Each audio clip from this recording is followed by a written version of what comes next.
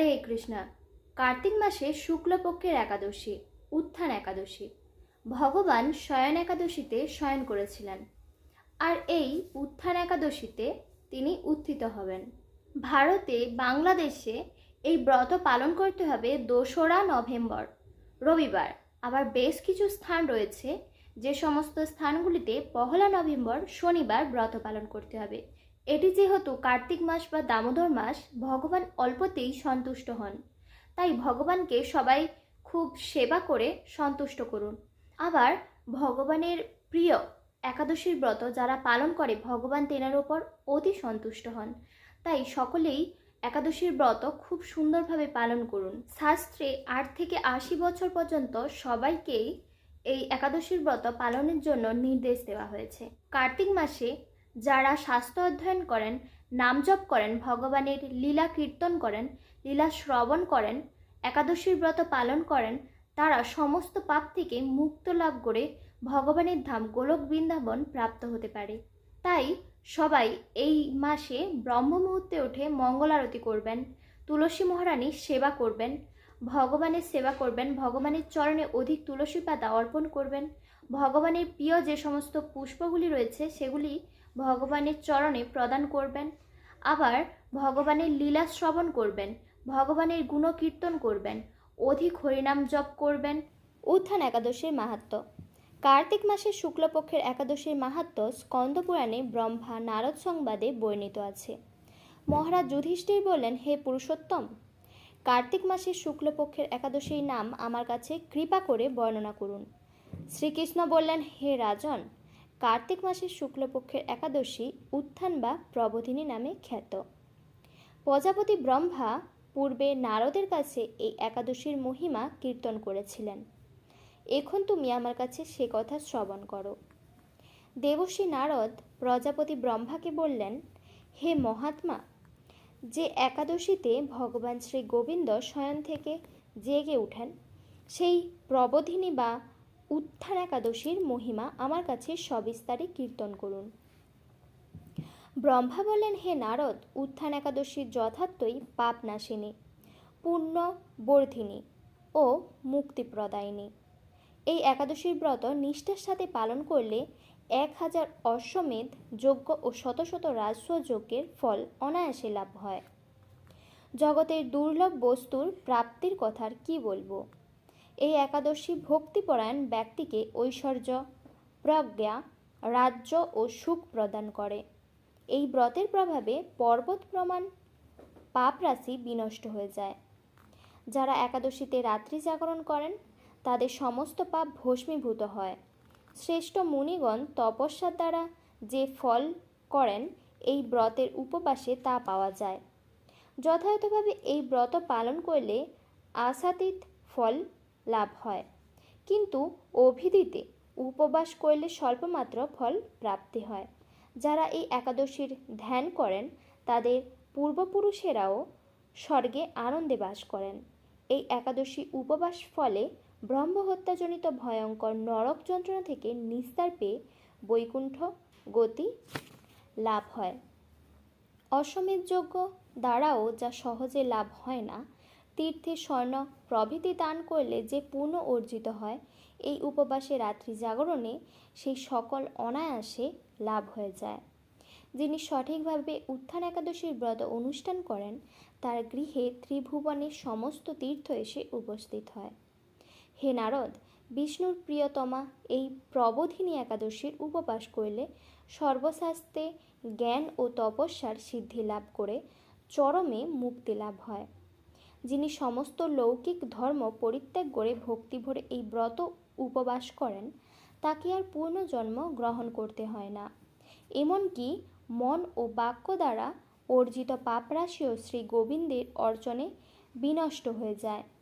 হে বৎস, এই ব্রতে শ্রদ্ধা সহকারে শ্রী জনার্দনের উদ্দেশ্যে স্নান, দান, জপ, কীর্তন ও হোমাদি করলে অক্ষয় ফল লাভ হয়। যারা উপবাস দিনে শ্রীহরির প্রতি ভক্তিভাবে দিন যাপন করেন তাদের পক্ষে জগতে দুর্লভ বলে আর কিছুই নেই। চন্দ্র ও সূর্যগ্রহণে স্নান করলে যে পূর্ণ হয়, এই উপবাসে রাত্রি জাগরণে তার সহস্র গুণ স্বীকৃতি লাভ হয়। তীর্থে স্নান, দান, জপ, হোম, ধ্যান আদির ফলে যে পূর্ণ সঞ্চিত হয়, উত্থান একাদশী না করলে সে সমস্ত নিষ্ফল হয়ে যায়। হে নারদ, শ্রী হরিবাসরে শ্রী জনার্দনের পূজা বিশেষ ভক্তি সহকারে করবে, তা না হলে শত জন্মার্জিত পূর্ণও বিফল হয়। হে বৎস, যিনি কার্তিক মাসে সর্বদা ভাগবত শাস্ত্রাদি অধ্যয়ন করেন, তিনি সর্বপাপ মুক্ত হয়ে সমস্ত যজ্ঞের ফল লাভ করেন। ভগবান হরিভক্তিমূলক শাস্ত্রপাঠে অত্যন্ত সন্তুষ্ট হন, কিন্তু দান, জপ, যজ্ঞাদি দ্বারা তেমন প্রীত হন না। এই মাসে শ্রী বিষ্ণুর নাম, রূপ, গুণ, লীলা শ্রবণ কীর্তন অথবা শ্রীমদ্ ভাগবত আদি শাস্ত্রগ্রন্থ পাঠের ফলে শত শত গোদানের ফল অচিরেই প্রাপ্ত হওয়া যায়। অতএব হে মুনিবর, কার্তিক মাসে সমস্ত গৌণ ধর্ম বর্জন করে শ্রী কেশবের সামনে হরিকথা শ্রবণ কীর্তন করা কর্তব্য। কোনো ব্যক্তি যদি ভক্তি সহকারে এই মাসে ভক্ত সঙ্গে হরিকথা শ্রবণ ও কীর্তন করেন, তবে তার শতকুল উদ্ধার প্রাপ্ত হয় এবং হাজার হাজার দুগ্ধবতী গাভীদানের ফল অনায়াসে লাভ করেন। এই মাসে পবিত্রভাবে শ্রীকৃষ্ণের রূপ গুণাদির শ্রবণ কীর্তনে দিন যাপন করলে তার আর পূর্ণজন্ম হবে না। এই মাসে বহু ফলমূল, ফুল, অগ্রুর, কর্পূর ও চন্দন দিয়ে শ্রীহরির পূজা করা কর্তব্য। সমস্ত তীর্থ ভ্রমণ করলে যে পূর্ণ সঞ্চয় হয়, উত্থান একাদশীতে শ্রীকৃষ্ণ পাদপদ্মে অঘ্রপ্রদানে তার কোটি গুণ স্বীকৃতি অর্জন হয়। শ্রবণ কীর্তন, স্মরণ, বন্দন আদি নববিধা ভক্তির সাথে তুলসীর সেবার জন্য যারা বীজ রোপণ, জল সিঞ্চয় ইত্যাদি করেন, তারা মুক্তি লাভ করে বৈকুণ্ঠবাসী হন। হে নারদ, সহস্র দুগ্ধবতী পুষ্পে দেবতার অর্চনে বা সহস্র সহস্র যজ্ঞ ও দানে যে ফল লাভ হয়, এই মাসে শ্রী হরিবাসরে একটি মাত্র তুলসী পাতা শ্রী ভগবানের চরণ কমলে অর্পণ করলে তার অনন্ত কোটিগুণ ফল লাভ হয়। হরে কৃষ্ণ। পরের দিন পালনের সময়সূচি। পশ্চিমবঙ্গ, ব্রত পালন করতে হবে 2রা নভেম্বর 5টা 48 থেকে 9টা 27। দিল্লি 6টা 34 থেকে 10টা 14। বৃন্দাবন 6টা 31 থেকে 10টা 12। উত্তরপ্রদেশ 6টা 18 থেকে 10টা। মুম্বাই মহারাষ্ট্র 6টা 39 থেকে 10টা 27। পুনে মহারাষ্ট্র 6টা 35 থেকে 10টা 23। নাগপুর মহারাষ্ট্র 6টা 17 থেকে 10টা 3। চেন্নাই তামিলনাড়ু 6টা 3 থেকে 9টা 55। ভুবনেশ্বর উড়িষ্যা 5টা 49 থেকে 9টা 36। ঝাড়খণ্ড 5টা 54 থেকে 9টা 39। বিহার 5টা 56 থেকে 9টা 39।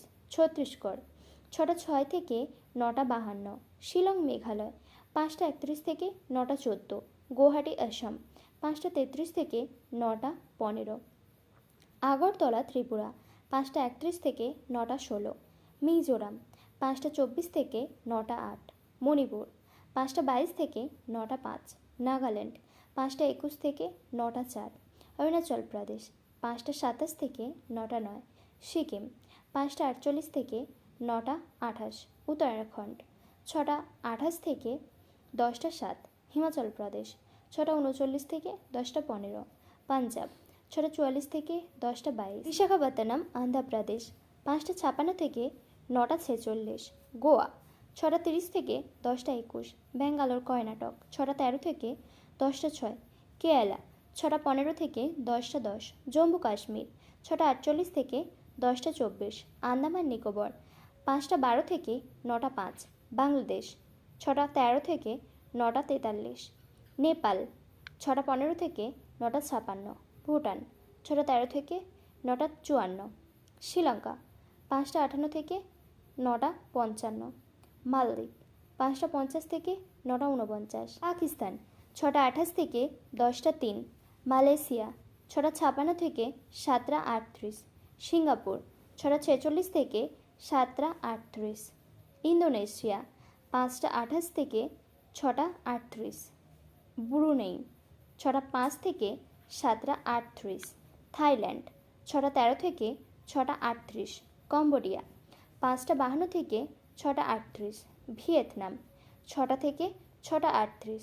ফিলিপাইন 5:52 থেকে 7:38। তাইওয়ান 6:02 থেকে 7:38। জাপান 6:04 থেকে 8:38। দক্ষিণ কোরিয়া 6:58 থেকে 8:38।